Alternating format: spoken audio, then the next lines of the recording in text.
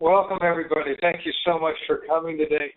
We're going to be talking about the DevSecOps survey that was recently released. And we've got some panelists here to talk through a couple of the interesting findings within the survey. A little housekeeping before we get started here. Today's presentation is being recorded. We'll make the slides and the recording available to everybody that registered. During today's discussion, everybody is automatically muted, but please go ahead and ask questions. I'll keep an eye on the Q&A and the chat panel so that I can make sure that your questions are coming through. We'll answer your questions throughout the presentation. If time permits, we'll have a Q&A at the end. This is Mark Miller, your host and moderator for the broadcast. I work with Sonatype as the DevOps evangelist and the senior storyteller. In addition to me, we have three panelists today. We've got Derek Weeks, who is a VP and DevOps evangelist at Sonatype. We have Helen Beale calling in. Helen, where are you today? Are you in the UK today? I am. I'm in London right now. As you can hear from the accent, she is still in London today. Great. Good to have you with us. Thanks for coming. Thank you. And then Tyler Shields is Vice President of Signal Sciences, one of the favorite companies that we like to work with personally because James Wickett works with you guys, Tyler. How are you doing, Tyler? Doing well. Thanks, Mark. Great. Thanks for joining us. This is a very exciting survey for us as we start to look at the results. Derek, can you go to the first slide, please? One of the things that we want to warm up with here is what is the survey, how did it come about, and what can you expect to see from it when you get your copy? Derek, I'll turn it over to you from there. Great. Thanks, Mark. Happy to be here today and excited to talk about some of the results that we had from this year's survey. As you can see on the screen, we had almost 2,300 people participate in the survey this year. And I think that that was a super participation rate because it really gave us great visibility into what was happening out in the market related to DevOps practices and specifically to security as it's managed within DevOps practices. I think one of the exciting parts that we were able to see from this survey is that we had run a similar survey or used similar questions to a survey that I led back in 2014 on application security and development. And we had about 3,000 people participating in that survey. And we were able to compare the responses from some of those questions to the questions within this year's survey to get a multi-year comparison. And we're going to go through some of that today throughout the survey. The survey itself ran in February of this year. We started on the 1st of the month and ended on the 28th of the month. And then once the survey had closed, we spent most of the month of March analyzing the survey results, putting together the survey report, some of which the images on the webinar you'll see come directly from the report itself, and to put out the report. Everyone on the webinar today or listening in will be able to get a copy of the report on Sonatype's site. In addition to the report, we do have an infographic that provides a high-level summary of the report. And then we also did something really cool this year, which was I had invited Helen, Tyler Shields, Oleg Grib, Hassan Yassar, and a couple of other people in the industry to look at the survey results in March before we published them and to pick one of those results and to write an analysis on that result. We put that together in an ebook that's also available on our site, and we've highlighted in our blogs, not only at Sonatype, but across different places like DZone. DZone was also one of the sponsors for the report.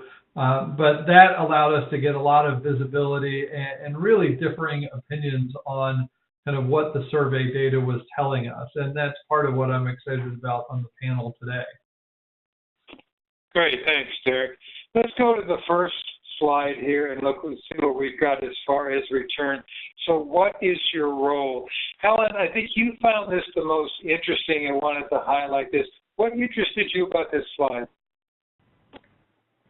So often when I do a presentation and I'm kind of warming up the audience at the start, I often ask people to self-identify whether they're developers or they're operations and get a feel for the room and which side people are coming from. First of all, there's quite a heavy leaning on this particular side towards developers rather than ops, which is kind of interesting. But the standout job title for me is always the DevOps one, and that's the one that I'm really most interested in because that's the one that's new here compared to the other ones. We've only seen people really getting DevOps titles in, say, the past 2 or 3 years, really. And I quite often then get interested about whether that person has chosen that job title themselves or whether they've been assigned it. And it's interesting to hear people's responses. Actually, I did it this morning in a presentation I was in at a little Java conference here in London that's been happening today called JAX. And there were 2 guys in the audience that had DevOps job titles. Most of the audience, interestingly, were in DevOps teams, but that's a whole other conversation we probably don't have time for right now. But this DevOps role is quite interesting.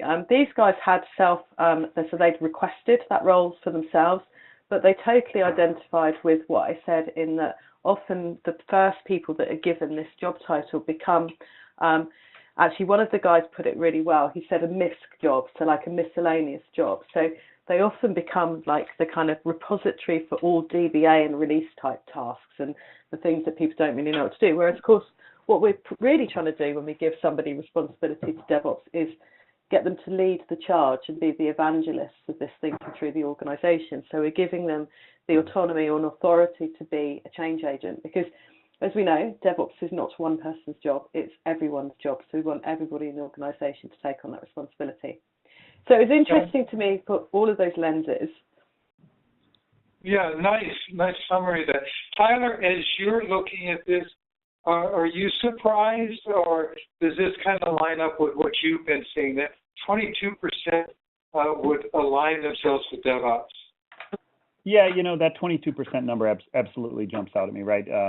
Yeah, having come from a background as a Forrester analyst, I've done my share of review of surveys such as this, and I think there's certainly some components of self-selection bias here as far as the title goes. But what really is interesting to me is the 22%, and the reason why that 22% is interesting to me is my gut tells me it's drawing off of and taking away from other more traditional titles such as IT ops or things like some of the other traditional ones, like maybe just general IT manager or even IT application developer, IT AppSec, for a number of reasons, right? One is the sexiness of the new title, and another reason is a point that I think Helen definitely alluded to, is that kind of MISC title, that lack of specific, clear definition of responsibility within the DevOps title.